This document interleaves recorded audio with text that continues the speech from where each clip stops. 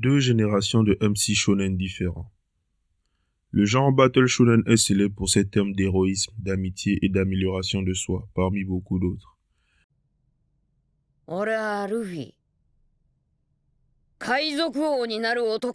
L'élément essentiel motivant notre protagoniste est le plus souvent son aspiration d'atteindre la plus haute position hiérarchique à sa disposition.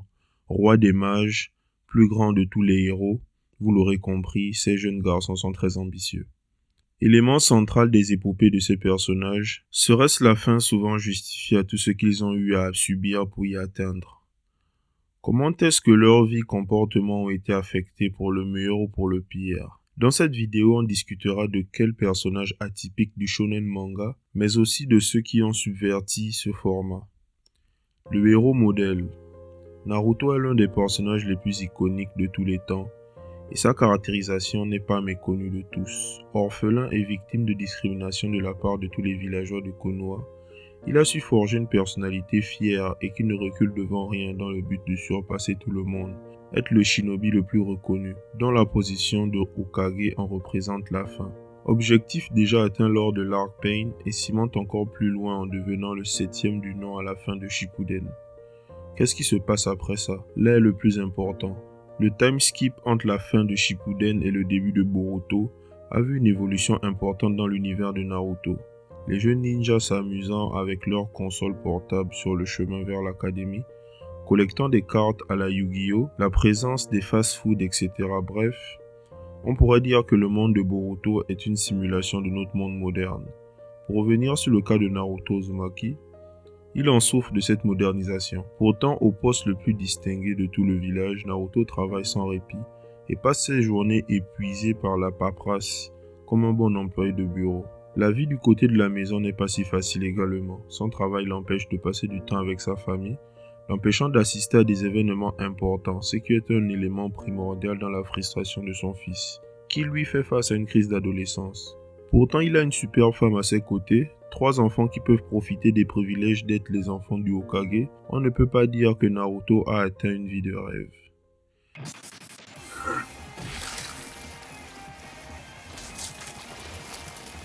Didn't that rotten old geezer ever teach ya?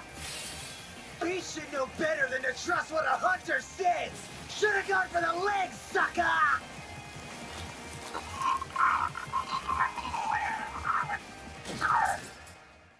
Subversion du genre. Détournons notre regard sur un autre protagoniste aussi populaire, Denji. Le protagoniste de Chainsaw Man est un cas plutôt particulier. Au début de la série, il remplit les conditions de vie de notre MC régulier. Cependant, un petit regard dans la personnalité de Denji nous suffit à voir à quel point il se différencie de la masse. この7万から水道代を払って他んとこにしてる借金を払うと不思議だな。もう残り1800円になっちゃった。家に食いもんねえし、今月はこの金で暮らさなきゃいけねえから。Oui, il est bien pauvre et sans figure parentale. Cependant, il ne désire pas grimper au sommet, devenir plus fort ou quelque chose de la sorte. Non. Lui, ce qu'il veut, c'est juste de vivre une vie normale, aller à l'école, avoir plusieurs repas dans la journée et surtout, avoir une petite amie avec qui il pourra perdre sa virginité, etc. Vous l'aurez compris, ces désirs ne sont pas distants de ce qu'un garçon de cette tranche d'âge souhaiterait. Ici, il n'est pas question d'atteindre une très grande distinction ou encore de plaire aux gens.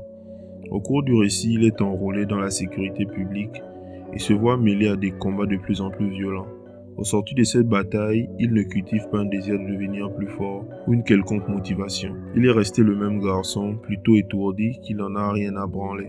Sacrifiant la vie des innocents quand il sent le danger que le fait d'essayer de les sauver l'amènera. Il est ce qu'on pourrait qualifier d'immoral. À moins que le manga prenne une direction différente, Denji est bien le contraire d'un héros. À la fin de la partie 1, il obtient bien cette vie normale qu'il a tant souhaité, cela au prix de quelques chocs émotionnels. Mais il n'est pas démoralisé pour autant, il compte mener sa vie comme bon lui semble et goûter au plaisir de la vie.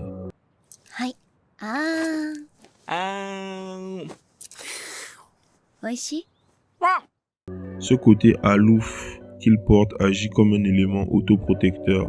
C'est un MC qui ne compte pas risquer sa vie pour une grande cause ou des aides chères.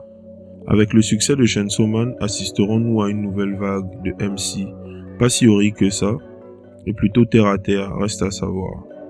Mais l'énorme phénomène qu'est Demon Slayer laisse à penser que le public ne se lassera pas de la formule du MC très sympathique et modèle. Si vous avez apprécié cette vidéo, n'hésitez pas à lâcher un like et commenter, cela pourra beaucoup aider au référencement de la chaîne et de la vidéo en elle-même. Merci.